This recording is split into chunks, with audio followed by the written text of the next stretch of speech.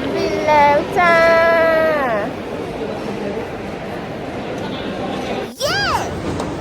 คนเยอะมากจ้าทุกคนคนเยอะมากนะคะ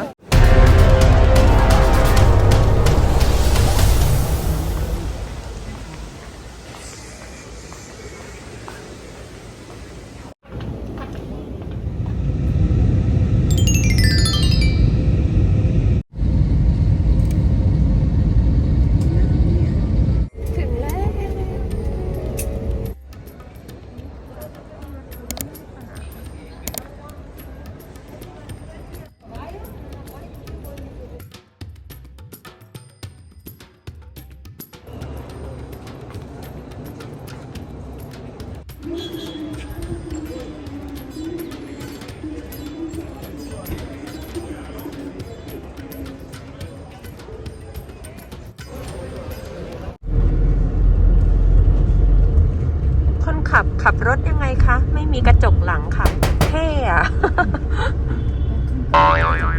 บางครั้งก็ไม่มีกระจกข้างด้วยนะคะลากกระเป๋ากันนะคะแม่น้ำอะไรทำไมน้ำมันดำจังเลยมันเป็นอย่างนี้แม่แต่ว่าเวลาแม่ไปดูก็ดำแหละ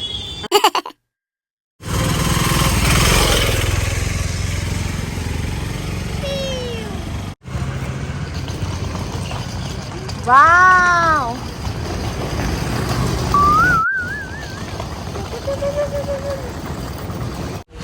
หนามาก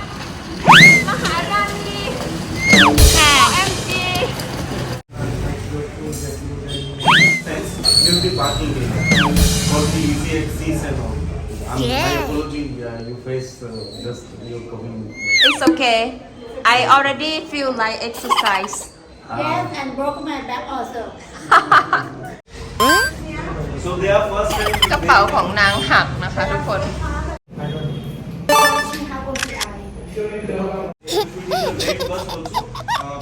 Just you can do sightseeing and all. We will keep the tuk-tuk, rickshaw. We will call a rickshaw. That will be 200 politician people and they are also visiting the monuments and all. So due to security protocol, government has closed few monuments. เดี๋ยวไปดูพรุ่งนี้ก็ได้ sunset ไปดูพระอาทิตย์ตกนะคะวันแรก ที่วัดฮินดู ได้น้ำขิงนะคะ ช่วยชีวิตไว้คือดีมาก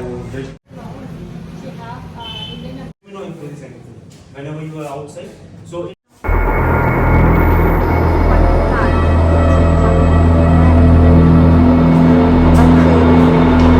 กระเป๋าหักไปแล้วหนึ่งนะคะทุกคน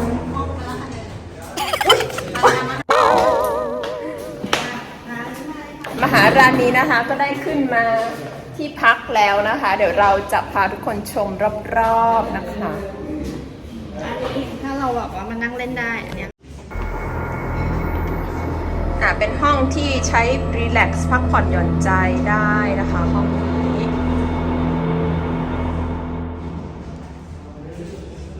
มันก็มีความวังเวงเบาๆนะคะแบบอินเตอร์เดียเพื่อนหายนะคะเพื่อนดิฉันอยู่ไหนแล้วไม่รู้อยู่นี่ค่ะฮัลโหลเอาเดี๋ยวชั้นไหนชั้นนี้อ่ะเรากำลังจะขึ้นไปอีกชั้นหนึ่งนะคะโอเคนี่มันคือที่พักสไตล์อะไรอะแก้มเป็น Heritage มันเหมือนกับว่าแต่ว่าบ้านเก่าไม่เชิงเราพยายามทำให้มันแบบเหมือนของเก่าแต่เราก็ชอบความเก่านะเอาจริงๆถ้ามาอินเดียมันต้องขลังๆอย่างนี้แหละ เห็นไหมคะประตูยังเป็นแบบลงกลอนเก่าๆอ่ะเห็นประเท่เนาะใครไม่กลัวแต่ถ้าใครกลัวก็ควรพักแบบโมเดิร์นเขาก็แบบให้แบบตามใจคุณนายมากเขาตามใจมหาราณีนะคะมหาราณีดื่มไปแล้วแก้วหนึ่งไม่พอใจค่ะเขาเอามาเสิร์ฟอีกขอบคุณค่ะ thank you I love it it's so good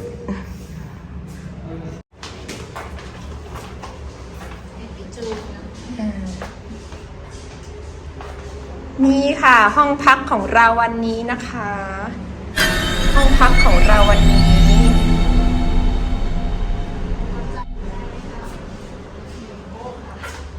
นี่คือสาวๆจะนอนที่นี่กันนะคะ นะคะมีแบบอย่างนี้ด้วยนะจ๊ะ ดูดูดูดู แม่จองแล้วแม่ตีตัวตีแบบตีตาจองไปเรียบร้อย อยู่อินเดียตั้งหลายปีเพิ่งจะเคยเห็นอะไรแบบนี้ จริงว่า มีแบบนี้ด้วยเหรอ ขอคำชมหน่อย credit to you thank you แก้ม I love it มันก็ออกวินเทจผสมเฮอริเทจผสมอะไรอีกความเก่าแก่ เอาจริงๆ มันก็คล้ายๆที่พักของนางในพระมหาราชวัง ประมาณนี้ คือเขาหมดแรงกันแล้วนะคะ2 คน อยากให้เห็นทางขึ้นมามากอะค่ะว่าแบบว่ากระเป๋าถึงขั้นล้อกระเป๋าหักอะค่ะ แล้วคือความผิดใครคะที่ไม่อ่านเมสเซจที่เขาจะส่งราชรถไปรับเราอะค่ะ ข้าพเจ้าอะเพราะว่าข้าพเจ้าใจร้อนอะข้าพเจ้าแบบว่าสารแนวรู้ทางค่ะ สรุปนะคะ พอมาถึงเขาก็บอกว่า เพิ่งส่งแมสเซจไปจ้าว่าแบบก็รออยู่เมื่อไหร่อยู่จะอ่านแล้วแบบไอก็ตกใจว่าอยู่มาถึงตรงนี้แล้ว จะได้ส่งราชรถไปรับสรุป มหาราณีก็ลากกระเป๋าขึ้นมาบนเนินสูงอย่างที่เห็นเมื่อสักครู่นะคะ วันนี้ยังดีนะเราเจอที่โคนอะทุกครั้งมาเจอขี้วัว โอ้นี่คือทริปลักชัวรี่หรือทริปอะไรสักอย่าง บแล้วว่าเราพามาลำบากลำบน เดี๋ยวลองดูนะคะ มีความรู้สึกว่าทริปนี้นะคะทุกคนมันจะมันมากสนุกมากนะคะ วิธีการปิดประตูยังไงคะ เนี่ยมันต้องแบบว่าพร้อมๆกันอย่างเงี้ยเห็นเดือยป่ะ อ่า แบบพร้อมกันอย่างเงี้ยมันถึงจะปิดอ่ะ มันไม่สามารถปิดข้างใดข้างหนึ่งก่อนได้อ่ะ แล้วนี่คือที่ของเขา โอ้ อ่ะ มีความเก่าแก่นะคะทุก ข ค อน โทษนะคะแล้วแก ฝั ก็ ง ลืม ฝัง แล้วเราก็ลืมกุญแจไว้ข้างนอกด้วยตอนแรกนะคะเราก็ว่าจะนอนพักสักชั่วโมงนะคะ แต่ตอนนี้สาวๆแต่งตัวกันสวยมากแล้ว พินยังไม่รู้เลยว่าจะใส่อะไรค่ะทุกคนเดี๋ยวพินเพิ่งโทรจองห้องอาหารไปนะคะ ทุ่มครึ่งเดี๋ยวไปเจอกันเลย สวย Amazing มากๆเลยค่ะ เราออกมาเดินตอนกลางคืนนะคะ ชมเมืองค่ะ ซึ่งไฟเพิ่งมาจ้านะคะ ทุกคนน่ารักมากเลยทาวน์นี้นะคะ ดูข้างล่างเป็นเหมือน City Palace แบบสวยมากค่ะ นี่มีคนยืนขายของอยู่นะคะ แต่ว่าเรากินข้าวไงให้อยู่นี่ อ๋อ โอเค คือต้องเสียค่าเข้าประตู โอเค แต่เราต้องทานข้าวกันก่อน ใช่แต่ว่ามันมี2 ทุ่มเรามาดูได้ เดี๋ยวเราจะกลับเข้ามาดูนะคะ2 ทุ่มอาจจะพรุ่งนี้ก็ได้นะคะ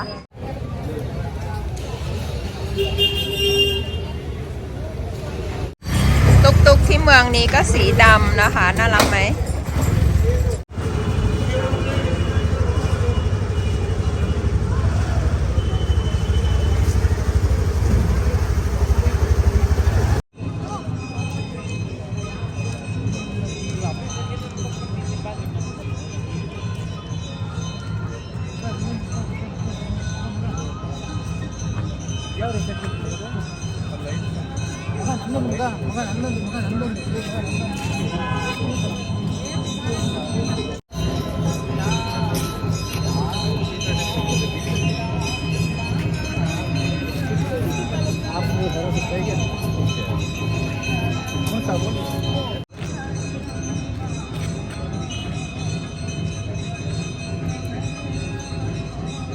เขาเก๊กอยู่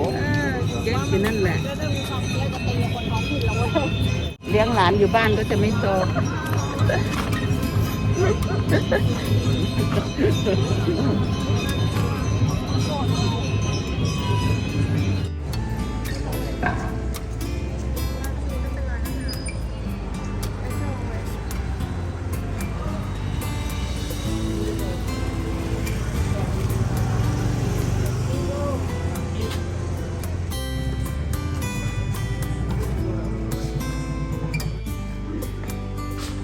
เราจะไปทานข้าวร้านนี้กันนะคะ เราก็จองโต๊ะเอาไว้ตอน1 ทุ่มครึ่งของวันนี้นะคะ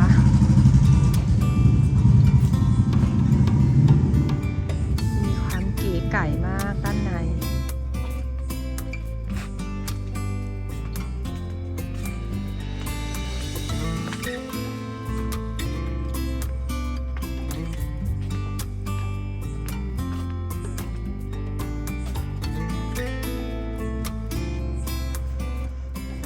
ยวเราจะทานอาหารร้านนี้กันนะคะ ทุกคน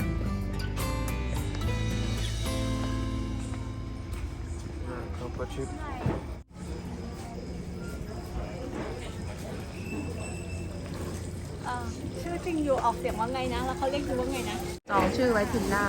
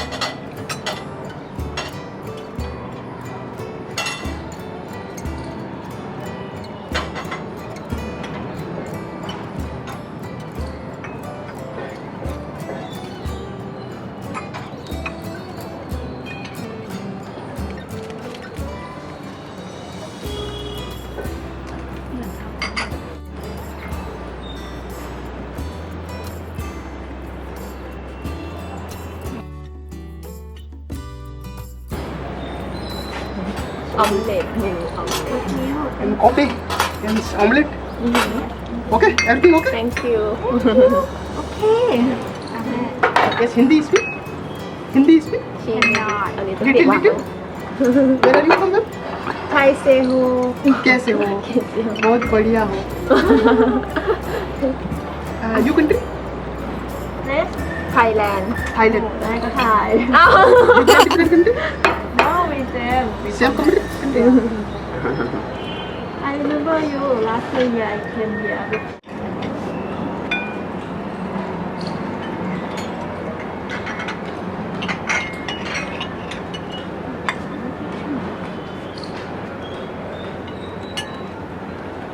เพลนออมเล็ตคือเพลนออมเล็ตจริงๆ มันคือไข่เจียวอ่ะ เพราะ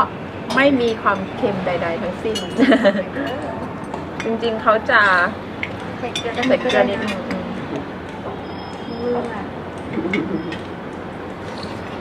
เขาเห็นว่าเราคงกินอาหารคลีน ทางไทยแลนด์นะหนูโชว์ให้ดูเรื่องความแพงกรอบเลย ไข่ต้มโอ้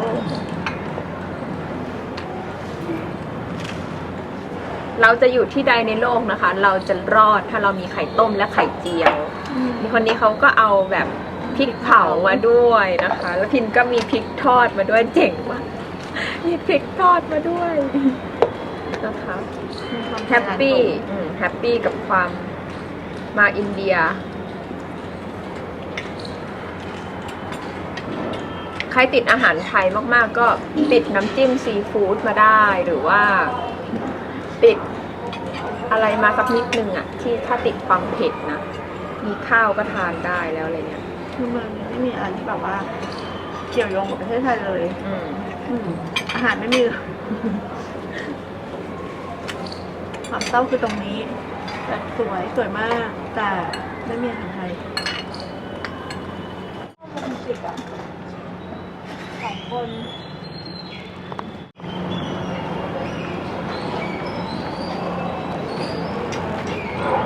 ตรงนู้นเป็นทะเลสาบเมื่อวานจะเห็นชัดนะคะ วันนี้มันมีหมอกนิดนึงนะคะ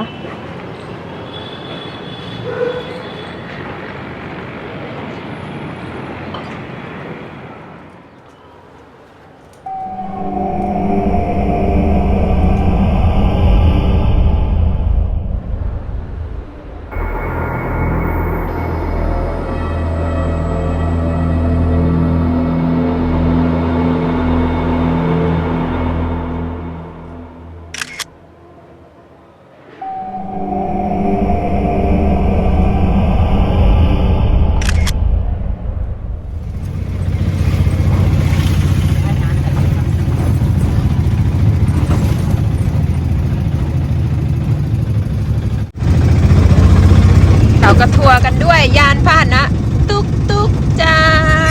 สวยมาก ต้องแบบว่าไปเข้าเรือแล้วก็ต้องแบบ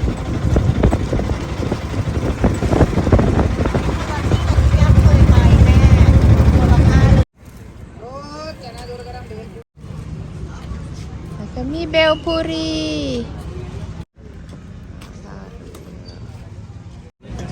เขาเป็นคนเขาก็ยืนกินกันเหมือนเป็นยำถั่วอะไรอย่างเงี้ยเนาะทุกคนยำข้าวพองเราจะขึ้นเรือกันนะคะทุกคนไปแล่นเรือ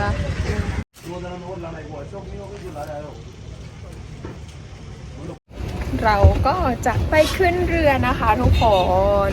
ซึ่งจริงๆเราควรจะใส่กางเกงเนาะ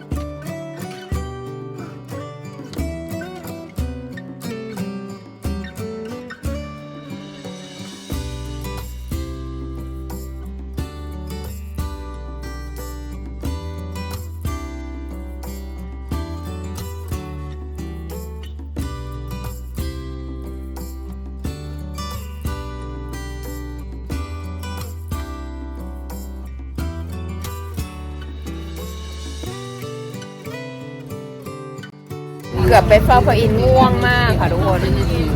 มาถึงแล้วนะคะ เดี๋ยวเราจะไปเดินชมข้างในกันรถตุ๊กๆมาจ้า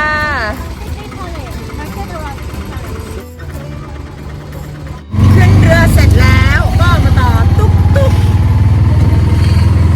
อกแล้วว่าคุณไม่ได้ขึ้นทุกอย่างขึ้นทุกอย่างจริงๆนะคะ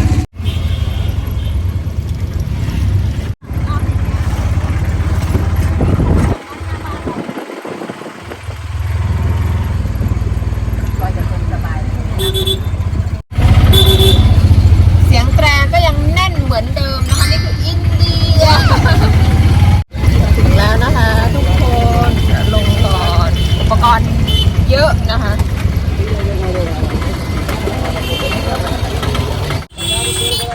วัดฮินดูนะคะ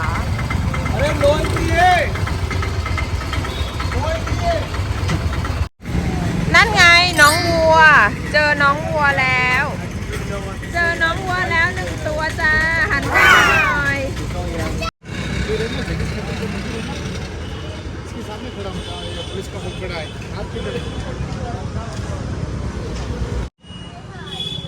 เอาเหรอ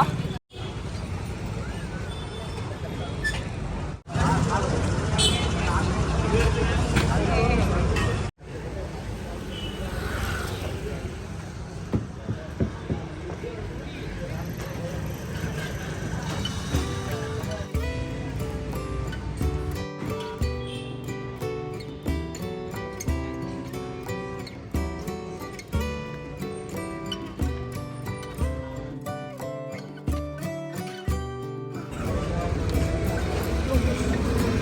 วกสำหรับเย็บชายกระโปรงอะไรอย่างเงี้ยเนาะพวกนี้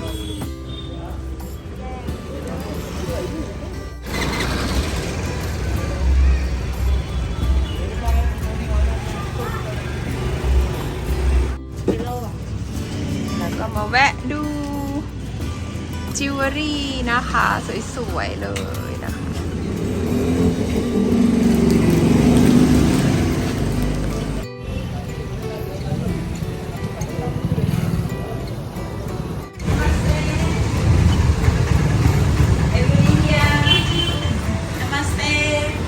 นามัสเต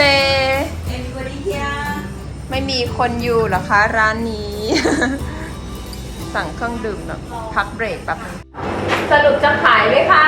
ฮัลโหล เขาอยากขายดู เราอยากแต่เขาไม่อยากขายเราทำไงวะ เจ้าของร้านเดินเข้าไปแล้วก็หายไปเลยนะคะ ที่ไหนได้เขาบอกว่า ครับผมก็ส่งต่อ เมื่อกี้นะคะหลังจากที่เราล่องเรือกันแล้วนะคะ เราก็มาแวะเดินช้อปปิ้งแป๊บนึงนะคะ แล้วก็ว่าจะเติมพลังด้วยกาแฟแต่ตอนนี้ก็ยังไม่มีใครมานะคะนั่งเล่นก่อน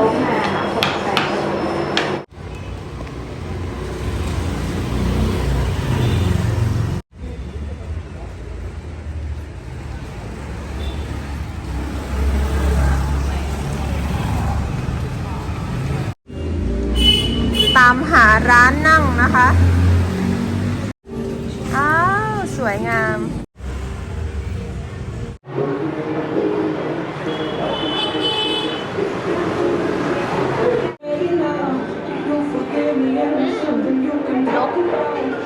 หลังแก้ม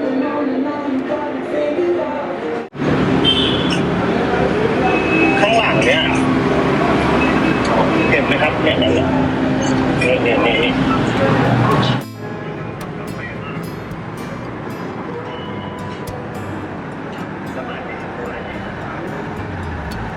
เที่ยวไปเปิดแล้วต้อง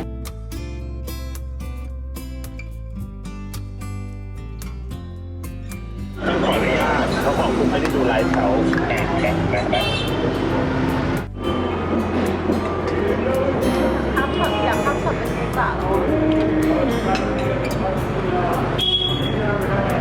มีคนขายผลไม้อยู่ตรงนั้นนะคะดูกี่วันก็สวยวันนี้คือวันที่2เราก็มาเดินนะคะ ชมวิวที่เดิมนะคะ เดี๋ยวเข้าไปทานอาหารร้านนี้กันค่ะทุกคนนะคะยังอยู่ที่อุดัยปูนะคะ เชิญค่ะมาค่ะทานอาหารเย็นกันนะคะทุกคน